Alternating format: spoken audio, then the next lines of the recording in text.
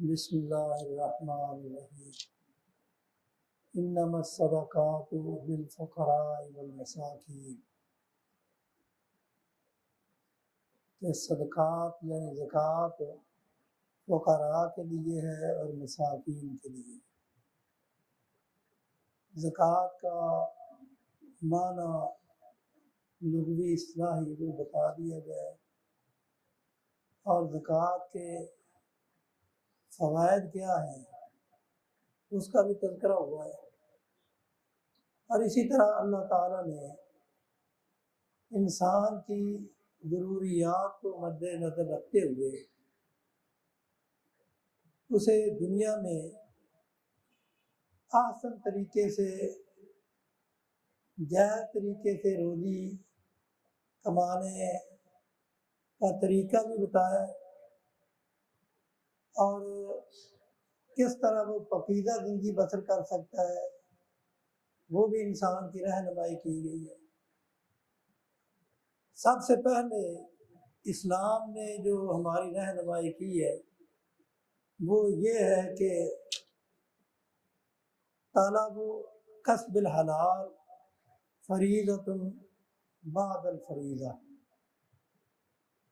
کہ حلال کمائی کو تلاش کرنا، حلال رزق تلاش کرنا، یہ فرض کے بعد ایک فرض ہے۔ یعنی نماز جس طرح فرض ہے اسی طرح رزق حلال کی تلاش کرنا یہ بھی فرض ہے۔ اور پھر رسول اللہ صلی اللہ علیہ وسلم نے فرمایا ما اکل احد طعاما قط خیرا من ان یاکل من عمل یدیہ، اگر کوئی شخص پاکیزہ کھانا چاہتا ہے تو اسے یہ سمجھ لینا چاہیے کہ ہاتھ کے کمائے ہوئے مال سے بہتر مال کوئی نہیں، یعنی اپنے ہاتھ سے محنت کر کے کماؤ اور وہ کھاؤ۔ یہ کیوں؟ اس لیے کہ انبیاء کا بھی یہ طریقہ تھا۔ رسول اللہ صلی اللہ علیہ وسلم نے فرمایا ان نبی اللہ داؤد علیہ السلام یأکل من عمل یدہ، کہ اللہ کے نبی داؤد علیہ السلام بھی اپنے ہاتھ سے محنت کرتے، کماتے اور وہ کھاتے۔ یعنی ایک تو انسان کو یہ کوشش کرنی چاہیے کہ وہ خود کمائے، محنت کر کے کمائے، اور محنت یہ نہیں ہے کہ وہ کلاڑی پکڑ کے نکل جائے جنگل میں۔ یعنی آپ دکان پہ بیٹھے ہیں وہ بھی آپ کی محنت ہے، آپ ملازمت کر رہے ہیں، اگر آپ دیانتداری سے ملازمت کرتے ہیں وہ بھی آپ کے ہاتھ کی محنت ہے۔ رسول اللہ صلی اللہ علیہ وسلم نے فرمایا کہ جو آدمی اپنے ہاتھ سے محنت کر کے کماتا ہے پھر کھاتا ہے، اس سے بڑھ کے اچھا رزق ہے ہی نہیں۔ اور مانگنا، دوسروں کے مال پہ نظر رکھنا، اسے اسلام نے پسند نہیں کیا، کیونکہ رسول اللہ صلی اللہ علیہ وسلم کا فرمان ہے ما یزال الناس ما یزال الرجل یسأل الناس حتی یأتی یوم القیامت لیس فی وجہہ مضغۃ لحم، کہ اگر کوئی شخص لوگوں سے مانگتا رہتا ہے اور اس کا طرز عمل یہ ہے کہ اس نے مانگ کے ہی کھانا ہے،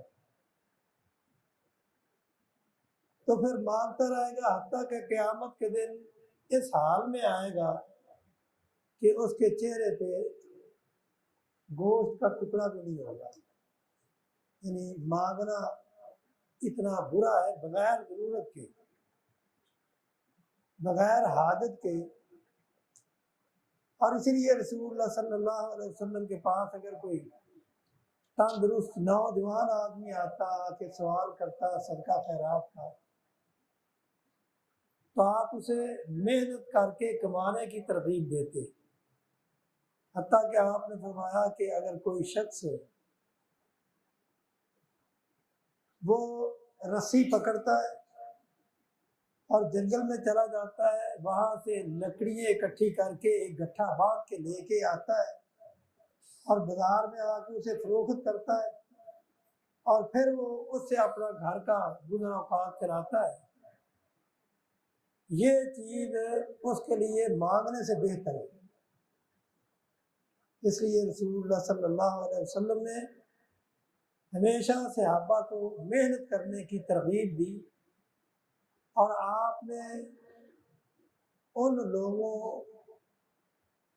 کی توصیف بیان کی، یعنی کہ ان کی تعریف کی جو محنت کر کے کما کے لاتے اور اپنے بیوی بچوں کا پیٹ پالتے۔ صحابہ میں سے کتنے ایسے لوگ تھے جو سارا دن محنت مزدوری کرتے لیکن سوال نہیں کسی سے کرتے تھے۔ سوال کرنا بغیر ضرورت کے یہ حلال نہیں ہے، اور ایسا شخص قیامت کے دن وہ اس حال میں آئے گا کہ اس کے چہرے پہ گوشت نہیں ہوگا۔ اور اسی لیے رسول اللہ صلی اللہ علیہ وسلم نے اپنی امت کو یہ بتایا کہ زندگی اس طرح سے بسر کرو کہ تم جو رزق اپنے لیے کماؤ وہ رزق حلال ہو، اور حلال کا رزق کھانا یہ بہت بڑی عبادت ہے۔ کاش کہ اللہ تعالیٰ ہمیں بھی ان چیزوں کو سمجھنے کی توفیق عطا فرمائے، اور حرام کمائی کے بجائے تھوڑا کما لینا لیکن حلال کمانا یہ بہتر ہے۔ اور آگے پھر رسول اللہ صلی اللہ علیہ وسلم نے اللہ کے حکم سے ان لوگوں کا ذکر کیا ہے کہ جن کے اوپر صدقہ خیرات جائز ہے، جو صدقہ زکوٰۃ مال کھا سکتے ہیں۔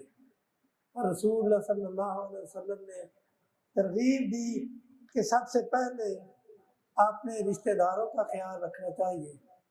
آپ نے فرمایا کہ کوئی اگر مسکین کے اوپر صدقہ کرتا ہے، کسی مسکین کو زکوٰۃ دیتا ہے، تو اس کو ایک ثواب ملتا ہے صدقہ کرنے کا۔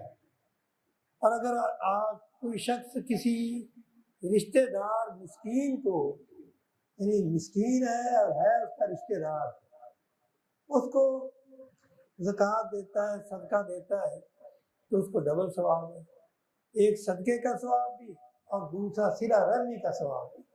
اللہ تعالیٰ ہمیں عمل کرنے کی توفیق عطا فرمائے۔ وآخر دعوانا الحمدللہ۔